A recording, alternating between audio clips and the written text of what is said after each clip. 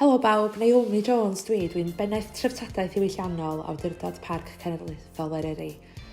Dwi'n ystyried fy hun yn eithriadol o lwcus i gael gwneud y swydd yma, cael y fraint o fod yn un o geidwaid rhai o drysorau treftadaeth mwyaf byd a dathlu'r berthynas oesol rhwng dyn a'r tir yn Eryri.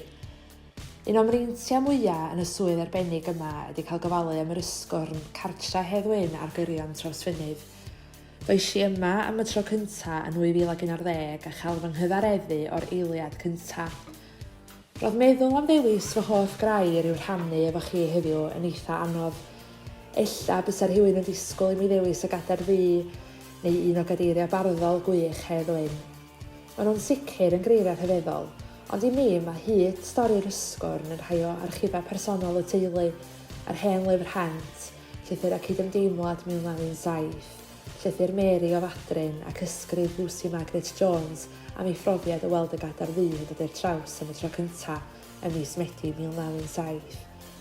Rheini sy'n dadlennu'r bobl a'r emosiwn tu ôl un o'n straeon mwyaf ni fel Cymru, yn y marn ni beth bynnag. Wedi deud hynny, roedd yna un crair yn sefyll allan i mi, a honno wedi dewis heddiw sef y ffosil papur wal. Mewn gwirionedd, mae'r ffosil, fel mae hi'n cael ei galw, yn grair eitha newydd.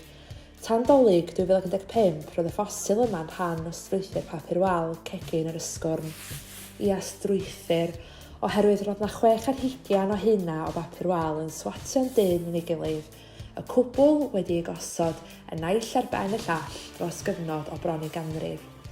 Roeddan ni'n gwybod o'r dechrau'n deg bod yna lot o bapur wal ar waliau cegin yr ysgwrn. Roedd y waliau fel sponge mewn llefydd, a Gerald wastad yn deud mae insulation oedd hynny. Roedd yr hynna o bapur wal o amgylch y cloc tywydd bob amser yn codi gwen, a gan ei fod yn berffaith amlwg na symudwyd y cloc tywydd mwyn papuro, dim ond torri o amgylch y cloc. Lly pam yn y byd, meddach chi? Wel, roedd cloc tywydd i unrhyw amaethwr yn beth pwysig iawn, yn offeryn pwysig, a chloc tywydd yr ysgwrn mor ddibynadwy o gywir nad oedd y teulu am fentrau symud, jyst rhag ofn iddo beidio gweithio eto. Dolig 2015 cawsom ddiwrnod llwm yn yr ysgwrn. Yn niwch mis Rhagfyr bydd rhaid gwagio'r ffermdy a symud y creiriau'n ofalus i San Clair i weithdy Phoenix Conservation mwyn iddyn nhw cael gofal gan yr athrolaeth Mr Hugh Haley, un o garedigion mwyaf ysgwrn.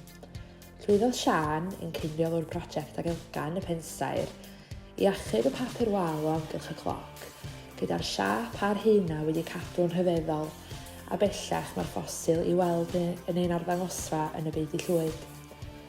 Bydd y ffosil bob amser yn denu sylw, mae yna stori hyfryd yn perthyn iddo, ac mae yna stori i bob un o'r hynna hefyd. Wedi darganfod y cyfoeth o bapur wal, daeth cwmni Craig Smith i weithio efo ni ar warchod yr hynna unigol ac ymchwilio'r hanes tu ôl iddyn nhw.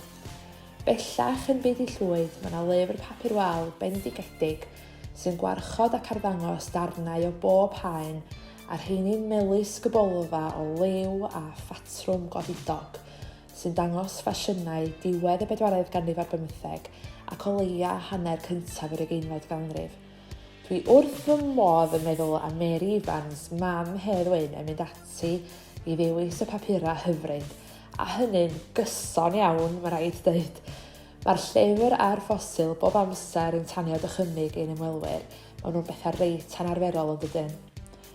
Bydd unrhyw un ymwelodd ar ysgwrn cyn 2015 yn siŵr o gofio'r papur wal effaith coed ar y waliau. Goeliwch chi, mae effaith coed oedd y cyntaf o bapurau wal y gegin hefyd, yn mynd yn ôl canrif bron y bod yn gynt. Papur wal effaith grawn pren gyda dyluniad llygyd adar. Cynhyrchwyd y papur wal ar ddull grawn pren yma dros ystod eang o ddyddiadau dros gyfnod hir o amser, heb fawr o amrywiad mewn patrwm sy'n golygu i bod yn anodd dyddio y papur cyntaf ar y wal, ond mae'n debyg bod yr haen yma'n dyddio o tua'r 1890. Mae'r papurau canlynol yn amrywiol iawn. Mae yna rai o arddull Art Nouveau, mae yna batrymau streipiog, patrymau ffrwytha, diamantiau, planhigion ac amryw o cartwsys hardd iawn. Mae yna batrymau abstract, patrymau sgwarog, patrymau geometrig, siapiau ffan, siapiau tân gwyllt bendigedig, sawl papur lliw bwff plaen iawn, ond mae yna nifer o bapurau mwy lliwgar hefyd. Rhai papurau sydd yn cynnwys dylanwadau dwyreiniol y cryf a rheini'n hyfryd iawn. Mae papurau yn fendigedig, y mwyafrif ohonyn nhw mewn cyflwr da, a'r ymylwe neu'r salvage a'r nifer ohonyn nhw yn dangos mae ymrhydain cynhyrchwyr pob un. Nifer ohonyn nhw o gasgliad papurau crawn a'r dyddiadau cyfrestru'n amrywio o'r 1890au i'r 1960au.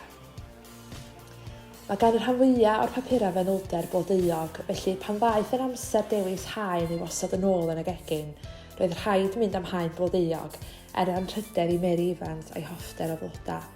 A diolch byth, mi ddewisiodd Gerald ei chwaer Malo ac Helgar y Pensaer yr un papur, a hynny heb unrhyw drafod rhyngddyn nhw, ac roedd hynny yn rhyfeddod a hanner.